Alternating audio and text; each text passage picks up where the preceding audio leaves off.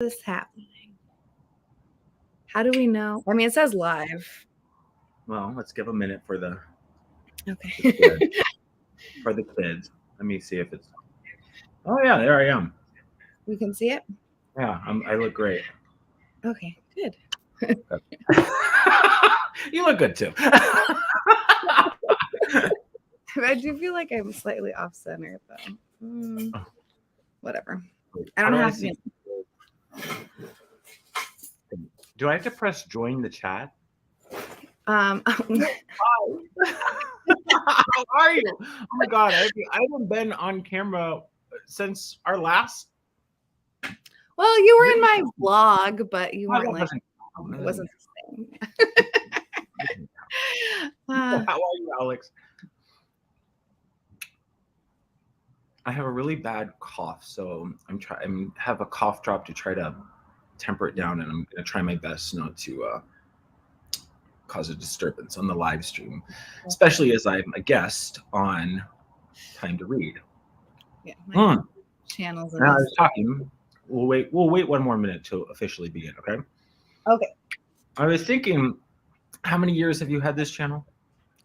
It's what year are we in? Yeah. 2016. It'll be 9 in the fall. I think I started in fall of 2014, which is bonkers. Bonkers. So we need like a new intro. So I'm thinking like where are we going? Like trying to find a wall. Okay. Love you. Baby. It'll be like this could be, you know, not me in the intro, but like Jake, and he's like, hey Stephanie, what time is it? And then you can like really dramatically, it's time to read, and then there's like some music. Like I feel like we need to up the production values in year 10. You know what I mean? I guess I'm just very, you know, low maintenance, low key. I want to put in minimal effort if possible, as low effort as possible. Well, if you have the same intro, then it's not extra work. Okay, fine. Anyway, we'll see. Jake, I know you guys have nothing else going on. Just get on that. Yeah, I'm bored all the time. I know what you're concerned about right now is the intro. Time to read. Bye, have fun. Love you. Love you. Jake's not invited to this? I mean, he can wave, I guess. Oh, bye, Jake. Oh, no. I got my hair pulled back like a bozo. Oh, gosh. Love you. Oh, it's all for the camera, people. Camera's off. Okay, have fun. Bye. Okay, so what do you want to start with? Let's start. So, well, first of all, thank you. This is our 4th year, right? The annual tradition. 3rd? No, it's our 4th, I think. Oh, okay. 19, 20, 21. Wait, no. 20, 21, 22, 23. 4th. I'll take your word for it. Mm-hmm. No. You're better at it than I am. And usually we have a celebratory drink, right? Or celebratory cocktail. Oh, shoot. I don't have anything to drink. Well, why don't you have anything to drink, Stephanie? Because I'm bad at time management. I was going to make... No, it's the wrong answer. Because I have exciting news. Is that what you're trying to say? Yeah. What's the news? What, baby? Jake's doing the flow you've got going here. I didn't rehearse any of this. This is all off the cuff. All right. Oh. There's the two parts to the news. And Stephanie, what is the first part? The first part, I feel like nervous for some reason. Well, this is documented online for eternity. What? This is like documented online. Jake and I are growing. Well, I guess I'm growing a human being. Oh God. You're pregnant. I'm pregnant. Yes. So excited. How far along in your pregnancy are you? I'm 6 months. 6 months? And I'm really concerned because Stephanie sent me a picture of the child. Yeah. Okay, hold on. I can find it. Hi, Jenny. Jenny, hi.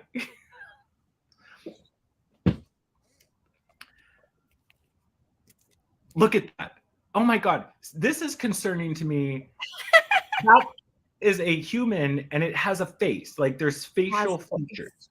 And Stephanie, you know, I don't like thinking about the process of pregnancy from, you know, conception to the end. It's not something I want to think about. But in my mind, pregnancy is, there's this little ball of energy in a woman's belly. It's like an orb. And then like 3 days before pregnancy, it turns into a child and it just kind of floats out. Like that's my kind of. It's wrong. It's wrong. Okay, but I would, you know, prefer. And you've shattered my reality as this human has facial features and it looks like you. It does. My mom. That's like Grace. These are balls of energy. These are balls of energy in there. You know, what's it doing in there with that face? That is a good point. My mom doesn't think the baby looks like me. My mom thinks the baby looks like her and my brother-in-law, which is really funny. Family of narcissists. No, it looks like you. It looks like you. But the second prong of this, and you know, we only have a bit over an hour, so you know, we don't want to, is that today live we are going to do the gender reveal. I mean, sex reveal, the genital. We're telling you the genitalia of the baby, not to be, you know. Okay. 2023 people. And Stephanie, Jake has overnighted me. FedEx, I've blocked out addresses. Don't worry. I told you to be careful when you're opening it. Remember? Look at blocked it out. Jake has overnighted me the results. Sealed envelope. I have not looked. I pretty much, you know, you guys, I have vision, so I kind of already know what it is. But you know, we have to go through the ceremony of it all. So this is, and I feel a big pressure. Oh God, Jenny King. Yeah, Jenny King has a child too. Yeah. I wonder if hers had a face at 6 months. Oh yeah, did you do the 3D ultrasound, Jenny? Yes, Grace. It costs money. Jake is too nice. My poor time management hurt my baby's wallet. Okay. Well, not to mention, you also, I don't think you, well, I guess you have on your channel mentioned that you moved to your new house. Yeah. So you have mentioned that. So you're in a new house. Yeah. You have a 6-month child growing in you that has a face. So it's a lot going on. So even something as simple as this, I really appreciate you taking the time. And you're still working. When are you going to go on leave? When the baby comes, I have to make bruh. Don't they have extended child laws or something? Benefits? No, absolutely not. No. Okay. I wouldn't want to take leave beforehand anyways. You just, you know, I just want like more. I just need more, like I need to pee more frequently. I need to eat more frequently. So you just need like a little bit more. Oh yeah. I should have asked, how has the pregnancy been? It's been fine. I mean, the first trimester was not great. It's really funny to me because I don't know, in society, like people don't say when they're in their, like people try to keep it a secret when they're in their first trimester because, you know, that's when it's like the riskiest and you might have a miscarriage, but it's also it's the actual worst. It's the worst being brand new, like creating, like right now I'm just growing bits, but before I was creating them and it takes a lot out of you. So I was just like, I was out. I didn't remember you were over here with that your urinary. Can I expose that? A urinary tract infection. I knew, you guys, right when she came, and I knew she was pregnant. That was like immediately when I found out that I was pregnant. That was, you know, I was probably like a month pregnant at that point. So it was a little bit more active. That day. What? What'd you say? She said it was gay. Is it gay that I know when these people are pregnant, when they have these glowing orbs of energy in them? I assumed she was talking about the fact that you thought it was a glowing orb, and then it just it floats out. It's gonna float out in 3 more months. What's the Lala Moonlight situation? I don't understand that. I don't know. I haven't seen either of those movies. I feel. Oh, I think it's because Moonlight was supposed to win and La La Land won instead. Oh, that's right. That's what it is. Oh, should I say the wrong one just for fun? No, I won't.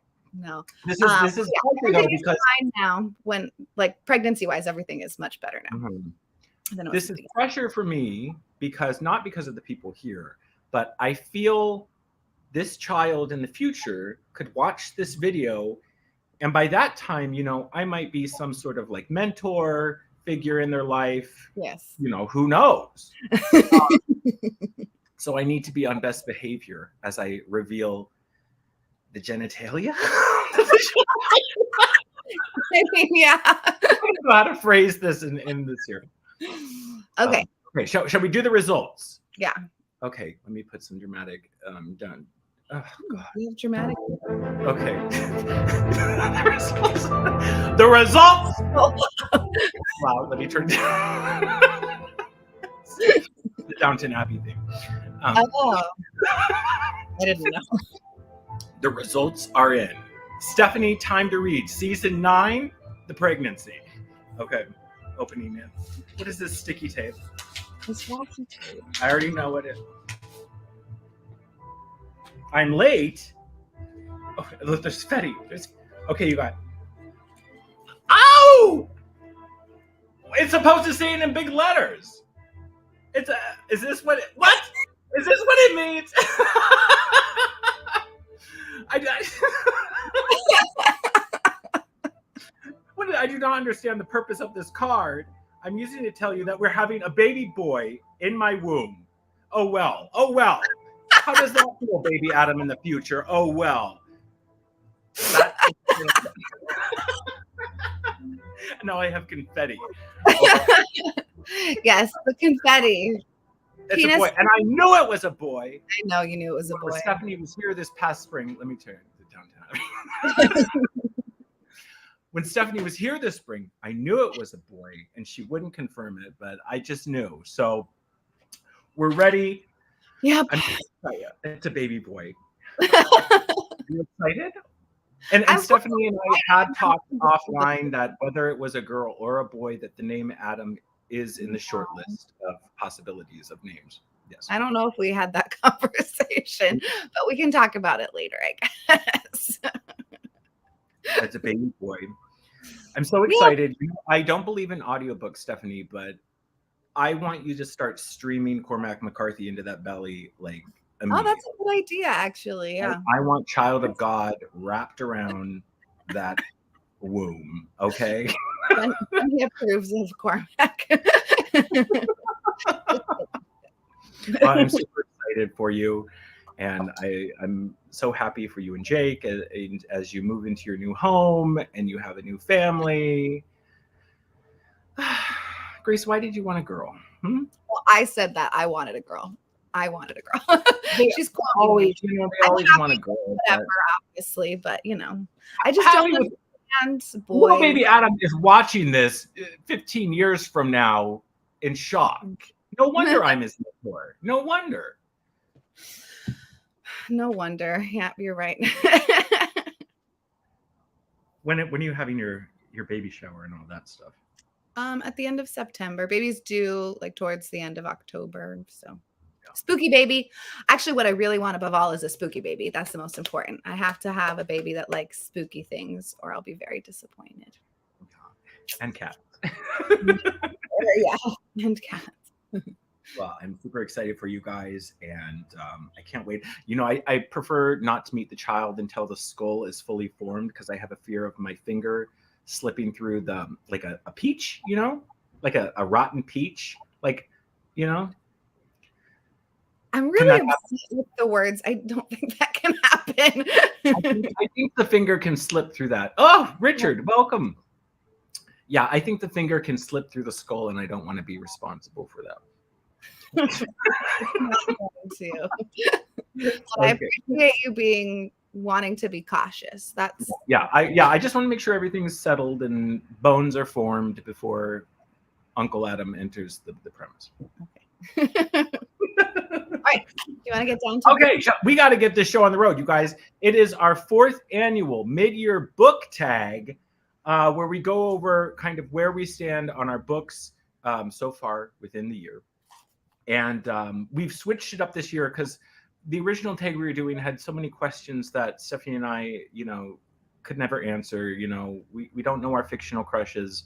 We don't read a lot of like new releases, so the questions that related to that were dumb. So we've switched it up, changed the questions a little bit, and we're gonna run down the list.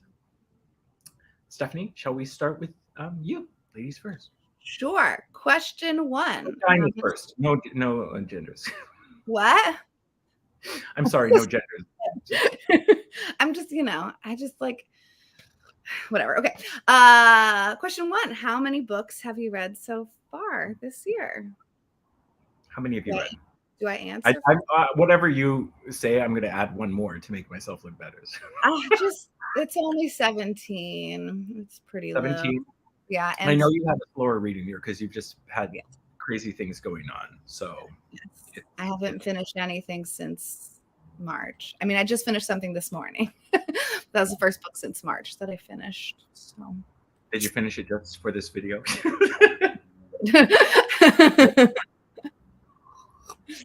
Sorry, past story time. We can do a separate fictional crush video. I read 30 books this year, which is like the norm for me. I usually read like 60 to 70 books a year. So I'm somewhat on track. And I've had a really good reading year. Like I feel I've had a slow summer, but earlier in the year I started out real strong. So it's been good. And then question 2 is the big one, the best book. Why am I looking at a paper pretending I'm reading when I don't even have it written down? It's the best book you have read so far this year, yeah? Shall I go? Oh, Richard, you're not a reader anymore. You're retired. You were just in the book community for shits and giggles, and you weren't a real reader, so you didn't last like Stephanie and I. 9 years, okay? 9 years.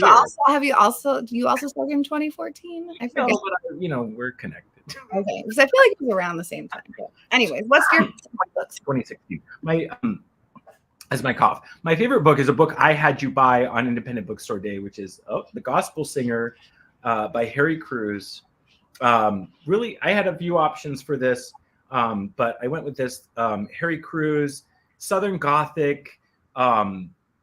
It's this really fantastic book about this young guy that we only know as the gospel singer, and he is from a town called Enigma in Georgia with a population of 600, and he is this kind of nationally known gospel singer that travels. So he's like this in this small white trash town. He's the only kind of person that made it big, and the book is about him returning home and kind of the town getting ready for him to come back. And he has, there's a black man who's in prison for raping and killing his high school sweetheart. There's his white trash family who lives in this big house that he bought him that they've let kind of run down. And there's, his manager who's like a serial killer. And it's just all this like crazy stuff. And it had, it's not that big of a book, but there was just so many wonderful characters within it. And it's just like, that certain kind of perfect Southern Gothic dark humor that I'm drawn to. And yeah, I made you buy this because I know you would love it. You would love it. I wish I remembered buying that, but I don't. But it's the Penguin Classic, which I know the cover is ugly. It's like a black spine. I think it's there somewhere, but you have it. You have it. Okay. Yeah, it's really good, and yeah, it's great. I've been meaning to read it for a long time, and it was my favorite read so far. Okay. I haven't read that many great things this year, so in addition to low-ish ratings, but my favorite book so far is Bright. Oh, I have that. It's so good. By Duanwad Pimwana, translated by Mui Pupuksalakul. cool. And it's Two Lines Press book. And oh my gosh, it was so good. We're following a little boy. He's 5 years old. And I think his mom has left his father and has taken his little brother with her. And then his dad leaves him also. So then he gets kind of left alone in this town. And so everyone is kind of taking care of him. So it's just like a bunch of tiny little stories. Each chapter, it's like little vignettes of life in this little town. I'm pretty sure it's Thailand. I bought my copy when I was in Bangkok. Oh, nice. Yeah, so but it's really, really sweet. It like it's sad because it's this little boy, like, why don't my parents want me kind of a thing, but it's really beautiful to see like how the community takes care of him. And it's like got a lot of funny, super funny moments because there's many characters in the town that he lives in. So just in general, really, really great. I really liked this and I'm glad. Well, I hope maybe Adam, when he watches this video back in 15 years, cannot relate, but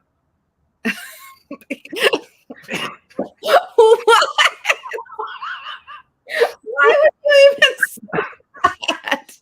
Jesus. Oh my gosh. I say that because I know baby Adam will be surrounded by so much love and care. You said you hope he can't relate though, which is kind of life is life, Stephanie. We know this. He is surrounded by the love of his community, just and his parents do love him. They just things happen. They just wanted a girl instead. I can't say anything in front of you. You like. I'm sorry. I have to keep it classy for this. This is going in the vault. This video. I gotta keep it classy. All right, number 3, best nonfiction, which is the book that I just finished this morning. Oh no. More things again. I finished Palestine by Joe Sacco. What are you talking about that? Yeah, well, I guess I only started it like 2 months ago. I think this was not on the card of shame for too long. But it is deep. It's heavy. It's super, super heavy. I feel like it makes me laugh because a lot of people think like when you think of graphic things like quick and easy and fun and light and like easy to get through. This is not. This is so dense and so heavy and so sad. His style of art is very like it's black and white and it's like this. So but there's obviously also a lot of text on the page. Not all of the spreads are like that. But it's really, really, really hard. And Jake has also read this and he was, my mom's in the chat. Hi, Elizabeth. Oh, I hope she missed what? I don't know, me being naughty. You're always naughty. But I lost my train of thought. Jake and I were talking about it because he's read it. And he was talking about how like wild it is to him that this was written in the early 90s because it's so unfortunately extremely relevant to what's happening today. And it's so sad like hearing the stories. It is really like it's nice because Joe Sacco really he's not a person who's like trying to make himself look really good. Like he's in because it's the story of him being in Palestine and going to various places and trying to get stories from people, but he does not. What? It's not a white savior story of no.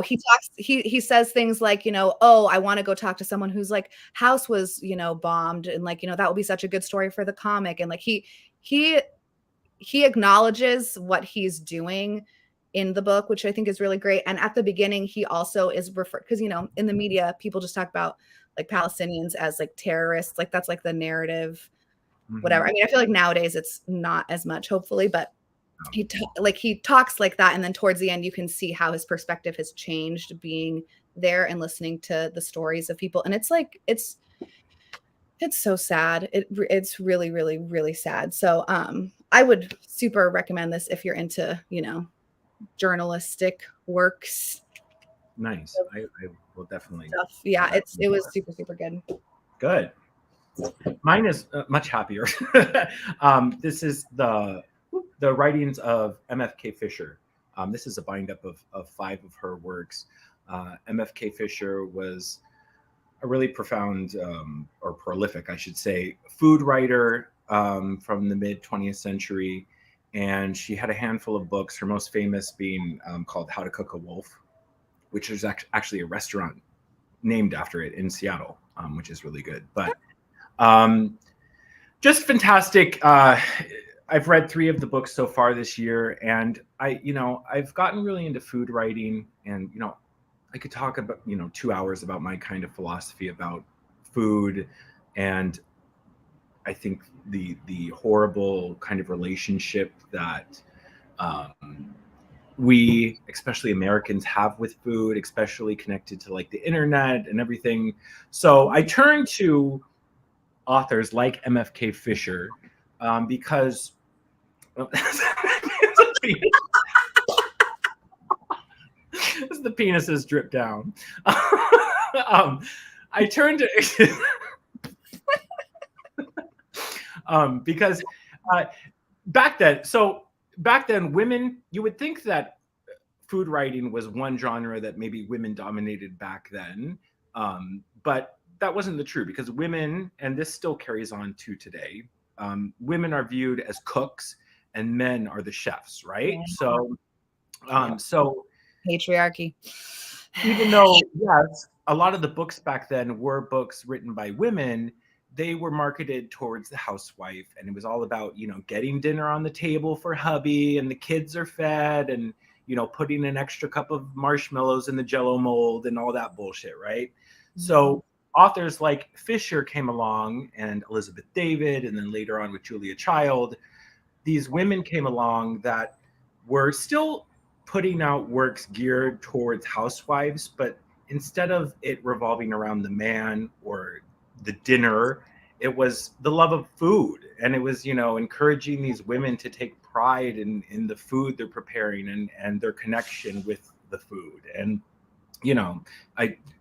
that's something that still today I think we have a big disconnect with, especially with like the internet age and TikTok and food, and it's bizarre. So I'm really into food writing, and MFK Fisher, she's one of the best. So if you have any interest, How to Cook a Wolf is my best nonfiction. I need to write that down somewhere. Well, you'll just text me later, right? That title. I probably took a picture of it. I brought it with you guys when you were up here for one trip. So yeah. Penis is everywhere. This is talking about dating. I mean, this is like disco penis in here. Oh, I forgot to say. What's that? It's your turn. Oh, it's my turn. Okay. The next question is the best reread or sequel you have read. This one's always hard. Not technically sequels, but a series of books. I've read a handful of Simenon. Georgia Simenon. You have any of his? I have one, but I'm getting rid of it because it was from my dad's house, and it's like very dusty. What are the other titles? Pitra the Latvian, the Carter of La Providence, and the late Monsieur Goulet. But he's like a real comfort. They're mystery novels with what's his name? Detective. Oh God. Inspector Maigret. Okay, yeah. There's like 50 or 60 books. I mean, it's a massive thing. But they're all standalone mysteries, but they're just so good. And he's famous for the way he wrote about Paris. And I can't stand people who are really into France and Paris. Like, what do they call them? Francophiles? Is that it? Yes. Like, it's fucking annoying. Like, that's something you do. Like, I was into Jean-Luc Godard. I still am. Like, that's something you do in your 20s, you guys. And you get it. We don't put like Paris pictures up in the house and all that. Too. I'm gonna actually paint one wall giant with the Eiffel Tower. You are not. Not in little baby Adam's room. That's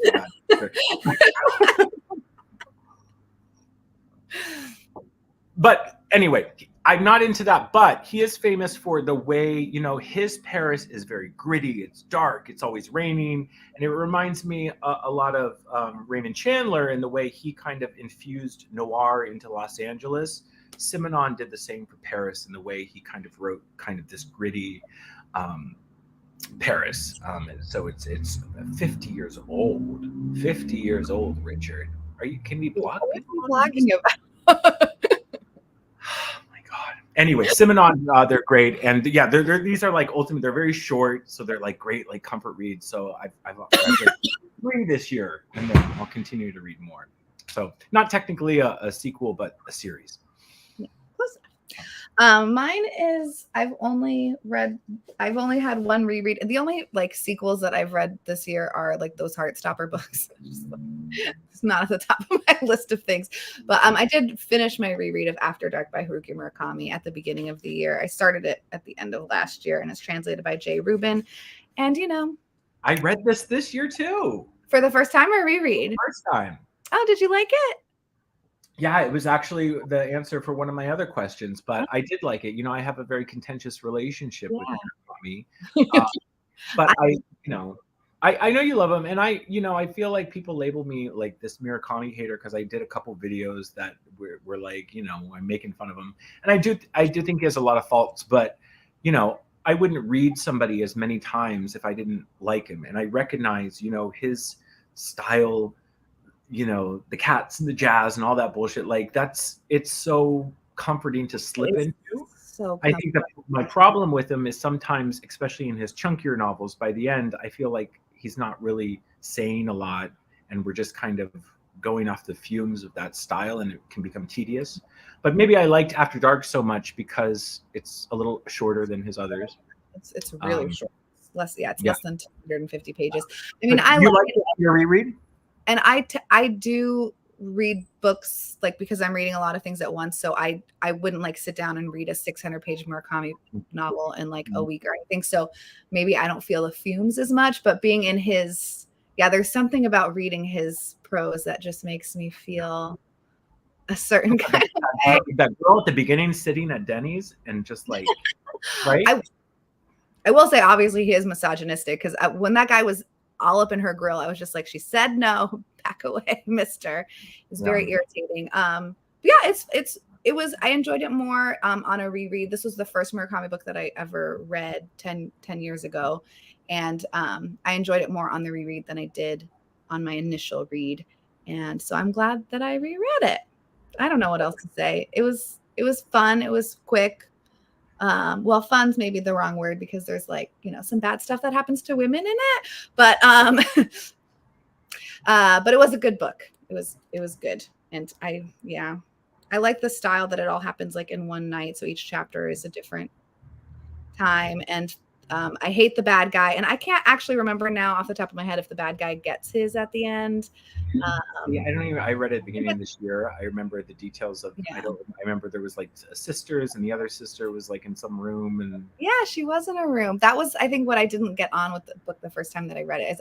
I thought it was too surreal, and this time I was like, it is not surreal at all. I mean, a little bit, but it's not that special. It's just pretty basic. I think they left that ambiguous. Oh, yay! I think they left it up to interpretation whether or not he gets. Oh, you're showing the penis confetti to Nicola? Yeah. There was a big reveal, Nicola. Yeah, there was a big reveal at the beginning of the video. So later, rewind. The penis is all over my room. Newest release is question 5, and that is, this is the newest release that I've read. Oh, you read it? I did. I read it for Book 2 Prize though, so I read it in March under duress. So I don't remember a ton about it. But I did enjoy it. It was very good. Oh, I love his writing so much. Ooh, it's so good. Well, what other of his works have you read? Just The Road. But I don't know, something about it. I feel like the Passengers would be not a great place to start. But I have very little experience with him, but it's his writing propels you forward when you're reading it. Like it looks intimidating, but it's propellant. So, and the way his, like, you know, people comment about his lack of punctuation, but you really get in the flow of it, right? I never struggle with the way he structures his book, so I don't understand why people complain about that. Because it makes me laugh because Jake listened to it on audio, and so he, you know, the different, when there's all that like whenever there's dialogue, it's different voices or different. It's the same person, but I think they're putting on different voices for people. And so he hasn't looked at a page to see what it looks like. And so when I was trying to explain to him why people don't like reading his books, I had to like open the book and show him what this is people's problem, is that there's no. Well, you already got it on audio. Get that strapped to the belly. Get that strapped to the belly. Mm-hmm. Oh, little thing. Face. I could just see that little face in there. It's Cormac. Oh, Nicola, hold on. Let me just... Look at that, Nico. It's a little Stephanie in there. It's a little baby. It's a little baby with a face. Look, those why is his lips so full? Is that like, I have nice full lips, Adam. What do you want from me? Fair. It's not fair. Is hand over his eyes? Is he like being dramatic or what? Of course. I'm still his mother also. I would be up there too. I'm calling the baby Adam now. I'm just saying it's on the short list. I don't get this card. Why does it say I'm late? I think it's supposed to be telling you that I'm pregnant. Like I think it's a I'm pregnant card. Okay. And I don't get this pregnancy lingo of you people. It's a whole culture. Whole culture, you guys. Maybe better for like the shopping cart we push around this thank you page. Probably. The road would be better for the womb, like a shopping cart being pushed around. I mean, the road is a little glib to invite the child into the world, but I think the world is a dark place, Adam. Yeah, you're making a decision to bring a child into a dying world, Stephanie. So. I have to think really hard about that. That was one of my main. And again, who knows? Is there still internet in 15 years when baby Adam is looking? Where will this be? That's a great question. I don't know. I don't know.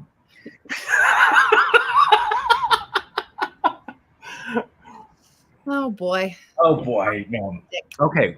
Next. Oh, I didn't do my most recent book. The most recent release I read was the Bret Easton Ellis, The Shards, his latest release. It came out earlier this year.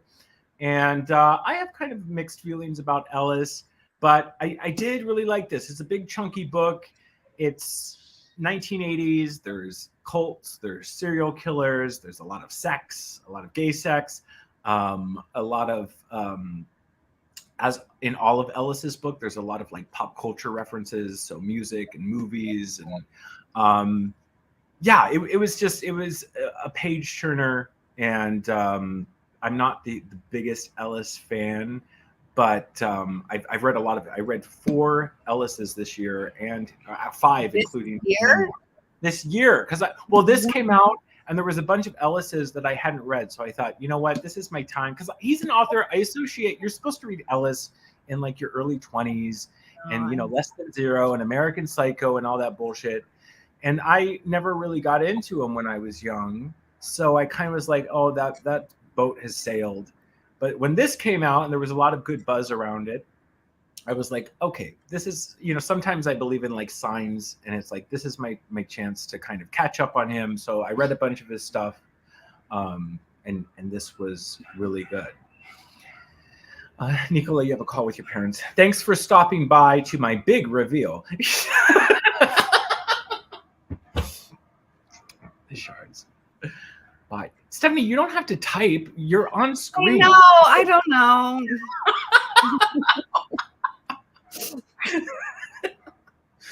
Okay, is it my turn or yours? It's your turn. Oh, biggest surprise, mine was After Dark, because I was surprised that I liked biggest disappointment. Oh, oops. We can do biggest surprise. Let's do biggest surprise. Mine was After Dark, because I was surprised, because I'm not it's been a while. It's been a few years since I've read a Murakami, and I really liked it. And yeah, it was great. Boom. Let me show you my edition because it's prettier than. Well, I don't know. Is it? Yeah, that's the UK edition. Yeah. But they're trash. Yeah, I feel like they're like that stiff. Yeah. Mine was The Sea of Tranquility by Emily St. John Mandel. Oh wow. Okay. I know. I've never read a book by this. She did that post-apocalyptic book, right? That everybody. Yeah, Station 11 was her breakout hit, and then The Glass Hotel happened. I read this for a meetup group, and I actually really, really, really liked it. I'm very shocked. Yeah. I usually assume that I'm not going to like things that are like, popular books, because I'm a snotty lady. But it was really fun. It's like this weird, I don't even know how to describe it, but it starts off like way back in the day, and then Richard said he hated Station 11. That's fair. I haven't read it, so I don't know. Back in the day, and then it like the time moves, and it has to do with, I think, also some kind of a pandemic-y situation, but the like structure. Time Traveler's Wife. No, it has nothing to do with the time travel. That book makes me want to throw up. Okay, this book is good. Well, at least it's fun. But structurally it moves from. I think isn't Cloud Atlas like that too, where it moves structurally one direction and then backwards, kind of. And then you see like the characters, how they're related to each other, and it's like kind of time travel-y a little bit. But it was I was very pleasantly surprised. I thought I would not like it, and I hate the idea of buying a hardcover. Thinking I'm not going to like it, because that's always good. And I know you do much more kind of community sort of reading, so you take a lot more gambles. So it's nice when it pays off, right? Yes. So that's good. Yeah. On a similar note, biggest disappointment was also because of community, which is because of BookTube price. I did read The Passenger for BookTube price too, and that was good. But Trespasses by Louise Kennedy. This book was so bad. It was really bad. I mean, it wasn't. It's so bad. The cover is really pretty. It's set during the Troubles, which is a time period I'm very interested in after watching Dairy Girls and reading that book by Patrick Radden Keefe, Say Nothing. I think that book was spectacular, which I also read for the BookTube prize, I think. But this is just terrible. It's like some romance, this young woman, and then there's this older guy, and he's married, and then she's I think one of the Catholics, and then he's like an English Protestant probably, and so like they're not supposed to fall in love, and then it just turned into this like miserable. It was absolutely miserable. You finished it though? I did. I did. It's the saddest thing ever. Because did it make it on to the next round, or? I think it got cut. I hope it got cut. I'm pretty sure it got cut. I don't remember. But there was another one that I hated more than this, Booth, but that one I listened to audiobook at like 1.7 times speed. it was a terrible book. But this one I was like kind of hopeful for, because again, like I'm into the time period, but it was trash. Disappointing. I'm sending it to Kathleen Ann. Kathleen asked for it. Okay. Just send my trash to Kathleen Ann.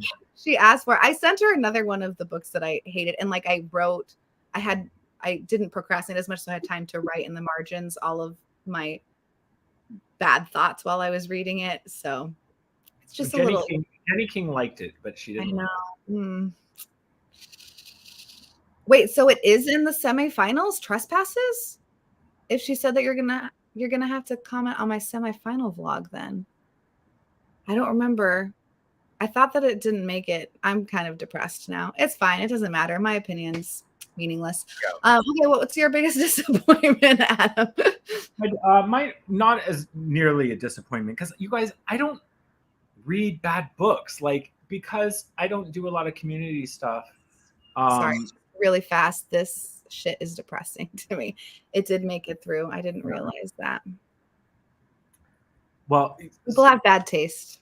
People have bad taste, but I don't. That's the point. So I don't read a lot of disappointing books because I have good taste, and as I get older, my taste only becomes more refined and more fantastic.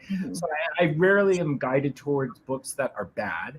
But disappointing, again, not horrible, was Harrow by Joy Williams. And I think I had been looking forward to reading Joy Williams for a long time. She's been an author I'm interested in. This was her most recent release, I think from last year or the year before. It's a quasi post-apocalyptic novel about a near future where global warming has affected the world, and we as the reader don't quite know to what extent, but we know it's to enough of an extent that it's affecting the way people live. And it follows a young girl, and she leaves boarding school, and she ends up at this kind of rundown hotel that's full of retired environmental activists who've kind of given up on any hope of helping the future. So the premise is really interesting. The writing is really great, but it was just structurally, it was weird. And it just, it's really frustrating to me when you read a book and there's so many parts that are right, but all together, it just doesn't click. It doesn't go together for some reason. And that's kind of, it felt a little bit unfinished. It just didn't work. So I would still like to read more Joy Williams. But this was a disappointment for what I expected, but not horrible. But yeah. And I'm just like, there was a little bit of finger wagging going on in it. And it's like, we get it. Like there's the environment, we've fucked it up beyond compare. Like, what do we do now? What do we do now? Yeah. We go down the road like Cormac McCarthy. We just keep walking. Baby Adam. I read her book, The 99 Stories of God or something like that. Yeah. By her? I'm pretty sure it's like flash fiction. No. I think that's Diane Williams. No. Oh, maybe. But her most famous novel is called The Quick and the Dead. But I don't know. Anyway, disappointing, but otherwise, still good because I have good taste. Okay, my turn or what? No. Yeah, I have The Changeling on my shelves, but I haven't read it yet. Bert or Sean. I don't know if I pronounced your name right. I'm sorry. I should have kept my mouth shut. Storytime loved The Changeling. Yeah, that I have that one on my shelf. Oh, really? Do you watch their channel? Because it's amazing. I do. I am subscribed. I don't watch anyone's channels anymore because I'm one of those people. If I'm not in the club, I don't want to even support it. You know what I mean? Well, they're very fun. Okay. I know but how do you pronounce that? Sean. Why are these sticking to all my books, but I can't get it to stick to me? I don't know, but you want to go? Who went first last time? I'm sorry. I'm making things very awkward over here. What's it called? I went first last time. You go first. Okay. This one was hard for me. Favorite new author. Technically, my favorite new author would be the Harry Crews with the Gospel Singer. This is my first time reading him, but for the sake of not repeating, again, this isn't a book I loved, but sometimes you read a book and you get excited for the author, even if the book itself wasn't like mind-blowing. And this is Olga Raven, The Employees, which I think was published this year or last. And where is she from? I forget, but Danish author, Olga Raven, The Employees. Interesting kind of experimental sci-fi novel about a space crew who, after having, they bring on an alien entity. They're kind of like eggs, and slowly these entities start affecting the people of the ship. And the book is told through statements. You can see short statements reporting back to the corporation that runs this spaceship. Hold on. Okay. I'm just taking a picture of Okay. You know, this video will be posted and you can go. It's my kind of brand of sci-fi, and there was some interesting things about what happened to these people, but a big aspect of this book was that these are all statements and unnamed people to this corporation, and this corporation doesn't give a fuck about this space crew who is up in this space. They care about money and what results were gathered from this. So they're just kind of going through statements from the people. And as somebody who transferred into the corporate world a bit over a year ago, I could relate to being part of this kind of evil thing that, you know, this machine that doesn't give a fuck about you as an individual. I can relate to that. So really interesting. I don't know if it blew me away, but it was enough that I got really excited. And I believe she has a new book coming out sometime soon. Oh, Jenny was supposed to send you a copy. See, Jenny, we're on different wavelengths. You were not. I actually really appreciate having a friend like Jenny, because I feel like I can guarantee if she doesn't like a book, then I probably will like it. And if she likes something, I probably won't like it. It's really... And it makes a better, you know, friendship that way, because it's boring if we all liked and disliked the same stuff, right? So, yeah, I think you'd interesting, and it's a quick read with the short statements, so you'll like it for that reason too. We're going to get to 20 books this year. Come on, Stephanie. I must get to 20 books. Yeah. I must. My favorite new author is Joe Sacco. That was the first thing of his that I've completed. I have so many of his books on my shelves. That's okay. It's the first one that I've actually finished. And so I absolutely loved it. So I'm very excited to dive into more. But again, they're all very bleak topics and very dense. So not like something I'm going to be powering through, but I'm happy to have It's always good when you read your first one, because it'd be a bummer if you hated it and then had all these others sitting. I also have like a lot of confidence in my ability to predict if I'm gonna like something or not, and so I felt like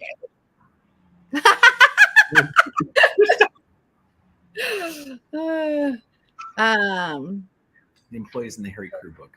Thanks, Richard. Also, I don't know if you got this one, but he asked if you think he'll like. Yeah. I mean, well, I don't know. You don't like Cormac McCarthy, so your taste level is off point. So, if you like dark humor and Southern Gothic, then yeah, I think anybody would like. My newest favorite character is the young boy in the book Bright. I haven't read a lot of books, so I am probably not. But also he was just, you know, sweet, and I liked him a lot. His name is Campbell, so I enjoyed him a lot. I'm excited to read that. I'm one of those assholes that I'm like, I'm gonna save my Thai books when I go back to Thai, so I can, you know. I mean, that's what I've done in the past too. Yeah. I specifically saved Down and Out in London and Paris for when I was in London and in Paris. I read the London parts in London and then the Paris parts in Paris. So, you know, or Paris and London. London and Paris sounds better. Like it comes off the tongue easier.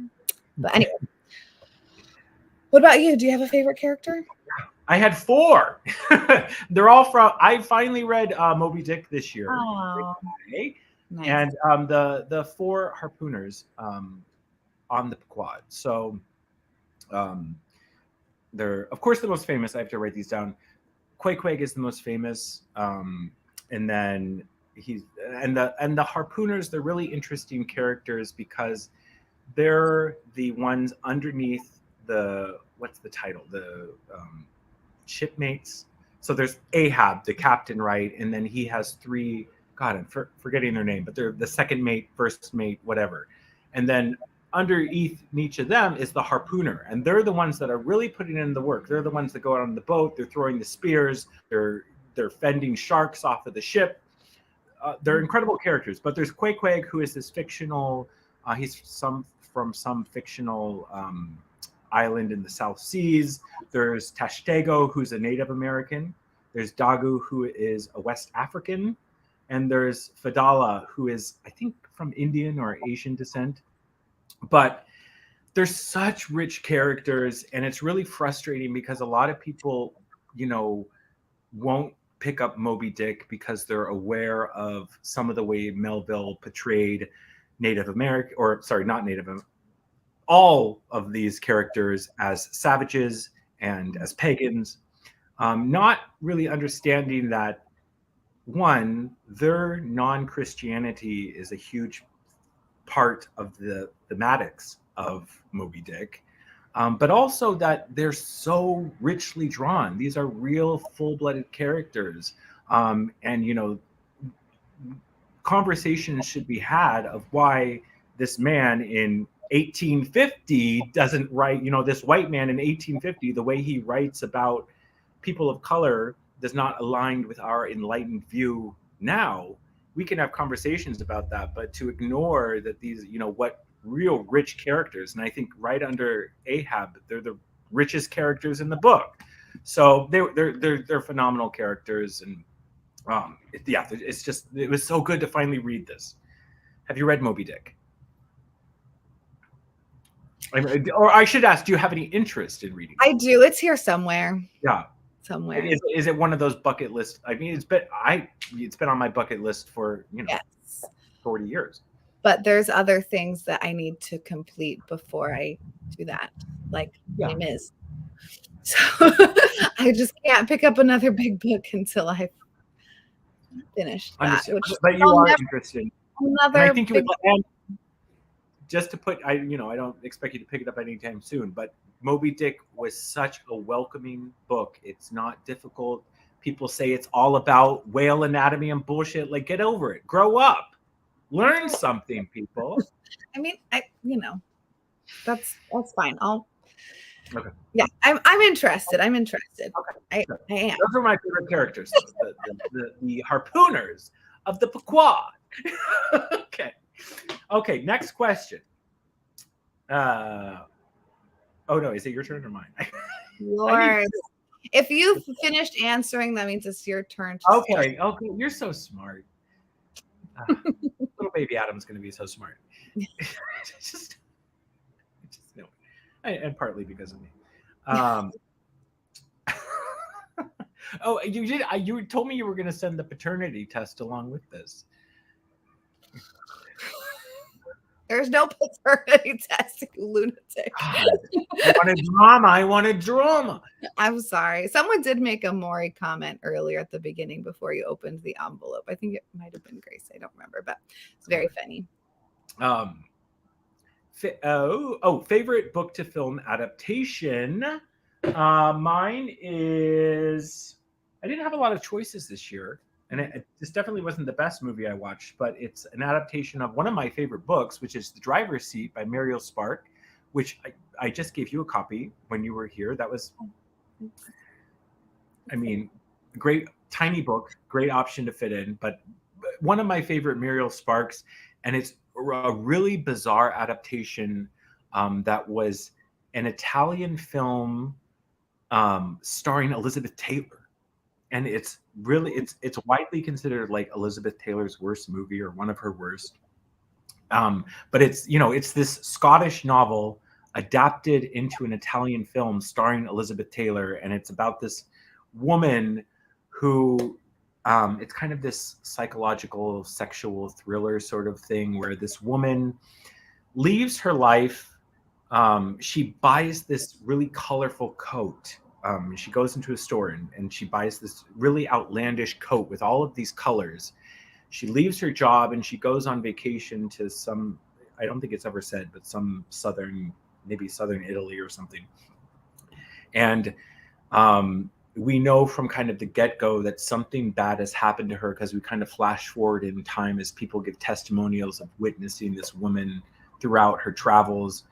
And it's so weird, and the movie, it's just bizarre because it kind of has that cheesy Italian giallo Euro trash feel, and it's kind of Elizabeth Taylor out of her prime, and yeah, it was a really faithful adaptation of the book. The book's definitely better, but yeah, the movie is definitely worth watching it. But read the book, Stephanie. It's short. That sounds great.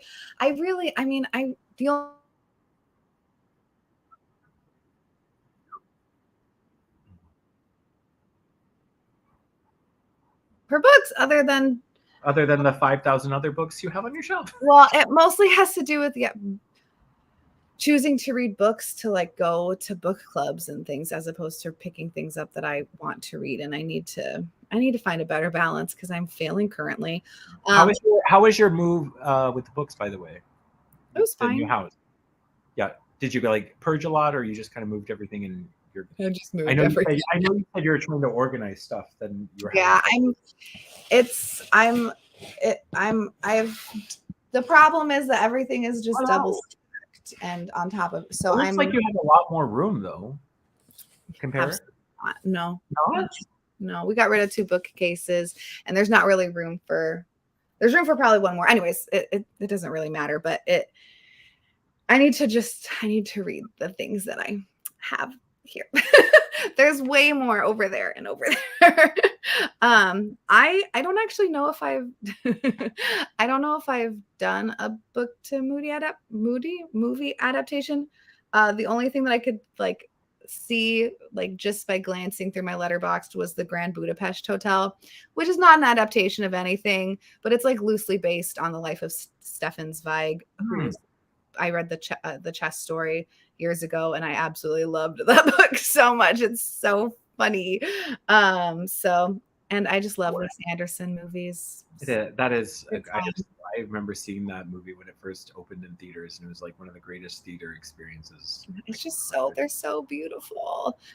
I love his vibe. I feel like there's a lot of things, like Wes Anderson, like, Tarantino, like Murakami, where people get over it. Like, it has like a climax and everyone's really into it, and then everyone starts shitting on it because it's right. But I don't care. I love it, and I will love it forever. So I love people with strong like aesthetic. I want to look at a filmmaker and say that's, and Anderson will go be an icon of having that style for, all time. Yep.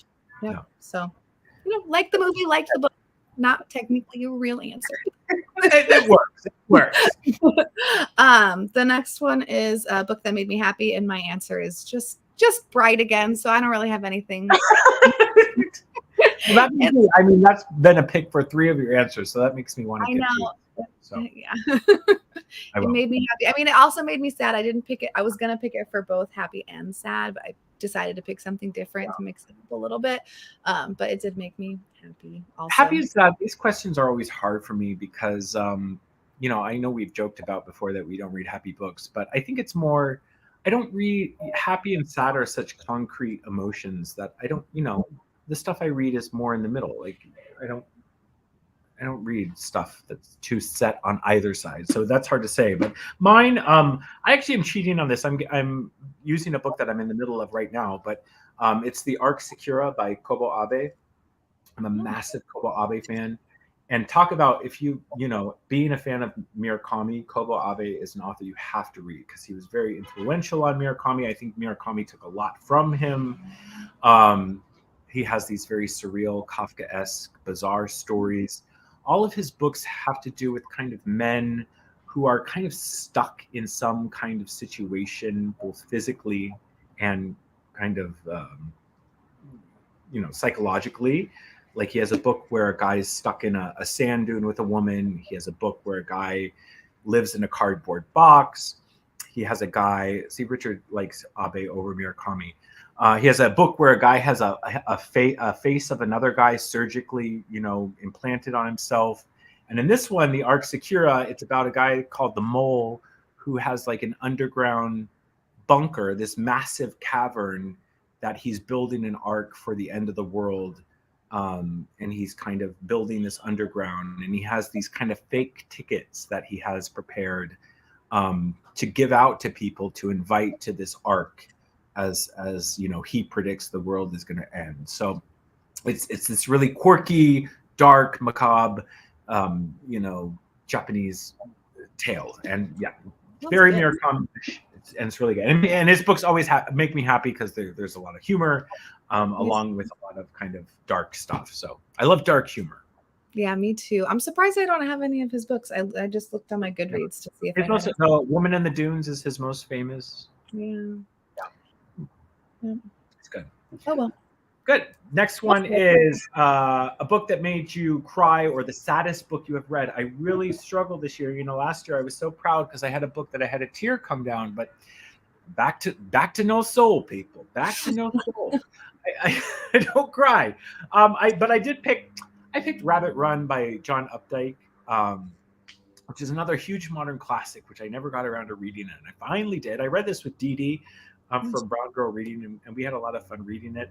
But there is a very sad death in this book, 3/4 into the novel. And this book follows a character called Rabbit, who's this kind of aging, or he's not even aging, he's middle-aged, but he was a basketball star in high school, and now he's an adult, and he's married, and he has this boring sales job, and he has this miserable life. But we follow him, and he's a very sad character, but there's also a death 3/4 in the novel, and it was really sad, and so sad that it kind of detracted, like, it happened, and then we go back to following this guy, and it's like, why do I care about this pathetic guy when this fucking horrible thing just happened? Why do I now have to go back to following this miserable person?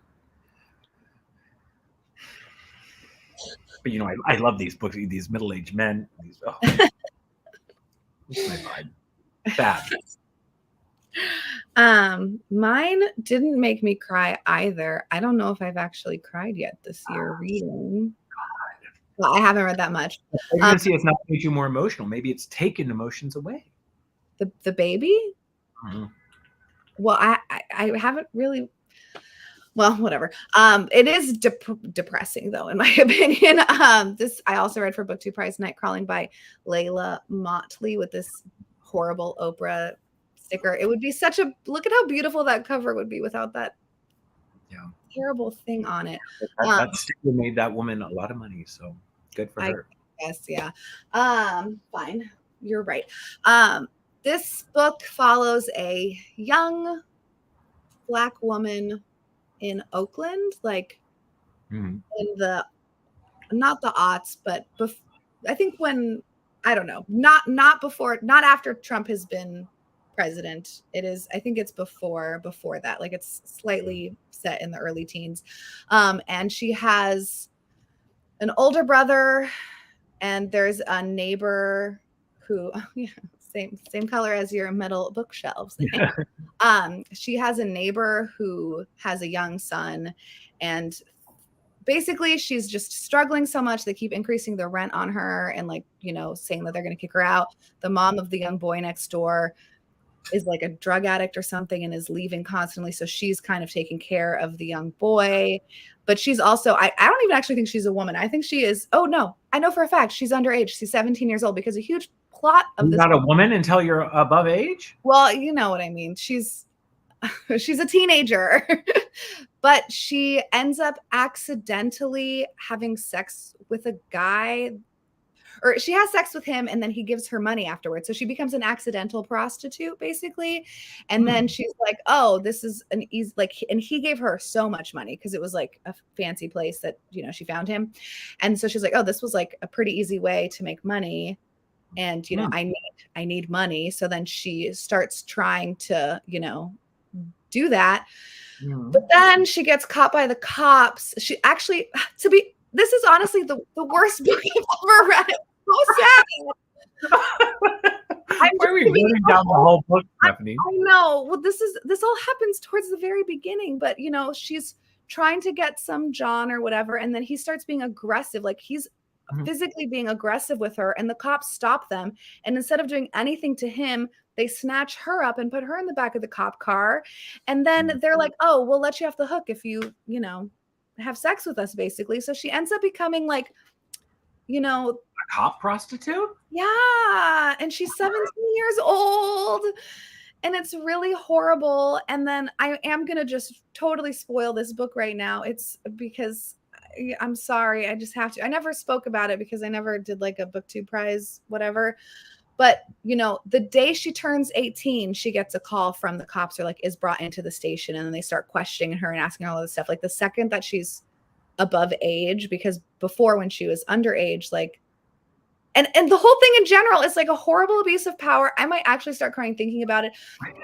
I can't tell you why I didn't cry while I was reading it, other than this is a debut. And so I think maybe something. You hold your tears if it's a debut? No, I mean, I don't think that she drew out, because she maybe I honestly like had to put the book down several times because I was so uncomfortable and so upset while reading it.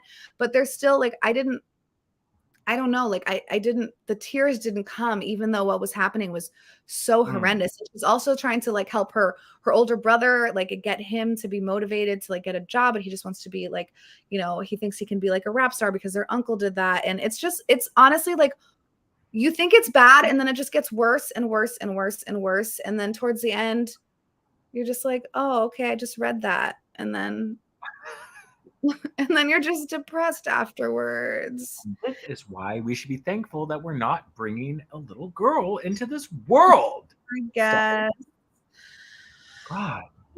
But yeah, it was really, Well, it was hard. Yeah. And I think, unfortunately, the author was inspired to write this. There's like a thing about at the end, the author's note, that she, in 2015, when she was a young teenager, a story broke out how members of the Oakland Police Department had participated in the sexual exploitation of a young woman and attempted to cover it up. So she was inspired by a true story, and that's what made her write this book, which is like even more just like, what's the point of being alive? You know, like that's sad. You're going to be a wreck if she comes out with a second book. Yeah, I agree, Richard. I will be, because maybe she'll earn a tear. Then we'll see. The only other time that I felt this like just like bad after reading a book was after reading Giovanni's Room. I don't know, like there's some like just like drained of all like hope, but maybe it was hopeful towards the end and I'm just not remembering it because I read it a long time ago. But I don't think justice was served, unfortunately. I don't think the cops got in trouble. Didn't have a happy ending. I don't think so. I think that she's fine at the end, like she's okay, but I don't think what should have happened, which is that every one of those cops got set on fire. So that was it. That was my saddest book that I've read so far. Well, it's the first year that we didn't get a real tear out of you, so.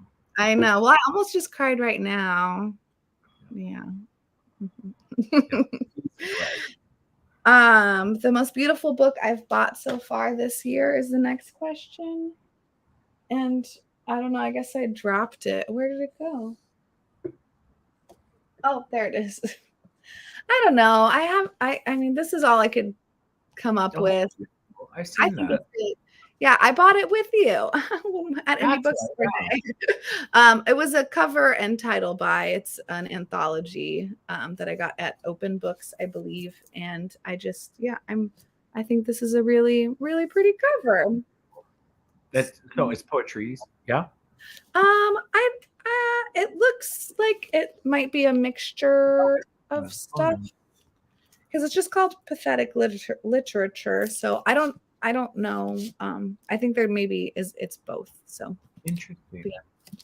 What about you? Do you have some beautiful thing like last year? What was it? I don't this year. But and you already saw it, so I should have saved this for this prize. But my most beautiful, and I have it wrapped in the paper, was my original 1986 IKEA. Keep it wrapped in that paper all of the time. I know. This is an heirloom. This is an original in what's their language there? Scandinavian? Swedish? Swedish?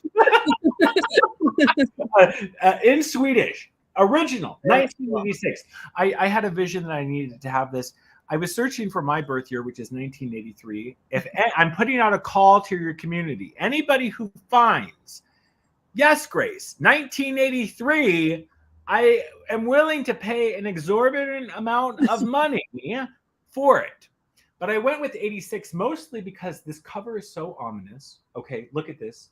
Like, it's so dark. Like, doesn't this couch look like where your like mom tells you that she's divorcing your abusive dad? Like, this is where you have the talk. This is, Raymond Carver, shit's going down. They're about to, come in and take our furniture. We can't take the bills. I mean, it's mostly the lighting, though, I think. If it was a well-lit room, I don't know if you would feel the same way. Yeah, but something, I mean, all of this stuff in here, like, it's just ominous, This is they all look like crime scenes to me. but I don't know. It's a lot of 80s like goodness. And that's nice. yeah, I mean, this is just like a treasure that I will keep for life. And, you know, as I get older, you guys, I'm a curator. You know, I only want things that are important. And catalogs of IKEA, I would like to continue on collecting the 80s. I don't want to get 90s as well. I definitely don't want to get into 2000s. No. Maybe 01 just for, novelty's sake. But, sticking to the 80s. So, yeah, to the audience out there, 83, please message me if you find it, because I'm on the hunt and I'm searching regularly for it. But interesting. In this beautiful book. I have a Swedish friend who's going back to Sweden in August, so I'll ask her. Oh, good. Well, go to the used IKEA bookstore. Name. I'm sure they're just sitting on the streets out there. Wow. This was sent from Sweden. The person selling it, I'll ask her to look, Yeah, 83. It's a great year.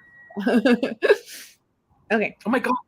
83, 23 for little baby Adam. Oh, wow. Spooky baby. Spooky baby. Okay, and then the last question, which I hope we both have the same answer for. I hope so too. Bookish moment of the year, which of course was Indie Bookstore Day, which Stephanie has been doing this for years, and she was so gracious to let myself, Grace, and Nicola join in this year. And it was absolutely insane. And I say that we only did half of it, like half, with Stephanie. And it was a mad dash. It was so much fun. It was so great for me because Independent Bookstore Day is where you support all these indie bookstore days around the Seattle area, and there's a bingo card and you get stamped at each one. Stephanie does it all year, or every year they have it.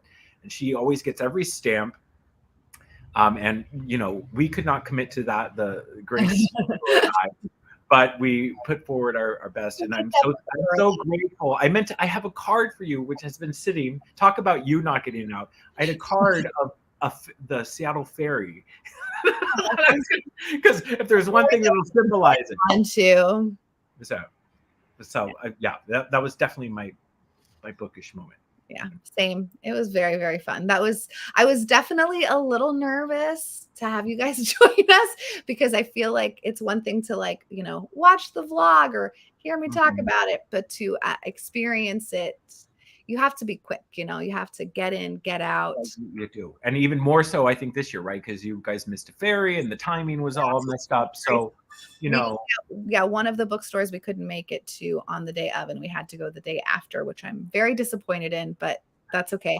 They give you 10 days or a week now, I think. It was an obscene amount of bookstores this year. And yeah. Well, and they're just so spread out is the biggest, you're going to have to reevaluate stuff if still, in the future, they're that spread out. It's crazy. Well, yeah. So what are you talking about? But we had a great time. And I know, Jake was the MVP because he didn't really participate, because I know usually he goes into the bookstores, but he wasn't able to because maneuvering everything. And he was an incredible driver. And, he I know all of us were so thankful for him. Yeah, he crushed it. Yeah, usually he does all of them with me too. But again, everything was just so spread out. And we missed that one ferry, and that set us back at least an hour. So, oh well, next year, hopefully next year we just can't miss the ferry. What are you going to do with the child? Have you heard of the word grandparents? Okay, you're not going to carry that. I don't want to call it that. You're not going to carry the child. No, I think that would be too much. That would be too much work. Yeah, I don't want to. Stress. That sounds too stressful for me. I'd rather just leave the baby with the grandparents and then go and do our thing. They live in Anacortes, so it's close enough. Well, let's assess the list when it's revealed next year. Yeah.